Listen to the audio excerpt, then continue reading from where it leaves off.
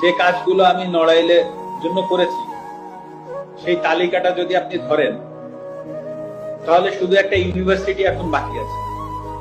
একটা সি ক্যাটাগরির জেলায় কি কি প্রয়োজন, একটা ইউনিভার্সিটি বাকি আছে।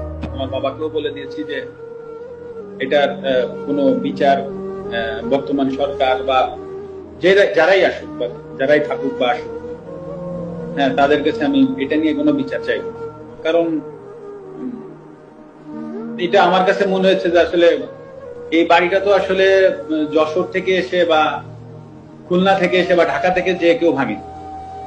হ্যাঁ, নড়াইলের মানুষ কোনো না কোনো জায়গা থেকে উঠে এসে ভাঙছে। তো আসলে আমি নড়াইলের মানুষের বিরুদ্ধে আর বিচার চাইবো না। তো যেটা হয়ে গেছে তো ওটা আমি একসেপ্ট করে নিচ্ছি। হয়তো বা আমার কাছে আমি এভাবে একসেপ্ট করে নিচ্ছি যে হয়তো বা আমার কোনো ভুল ছিল, আমি কোনো ভুল করেছি, হয়তো বা তার জন্য ওনারা হয়তো বা এসে ওটা করেছে। তো আমার মনে যদি বিন্দুমাত্র কষ্ট এখন আর নাই, আমি মানে কষ্ট নাই এই কথাটা ভুল, মানে কারো প্রতি রাগ ক্ষোভ এগুলো কিছুই নাই।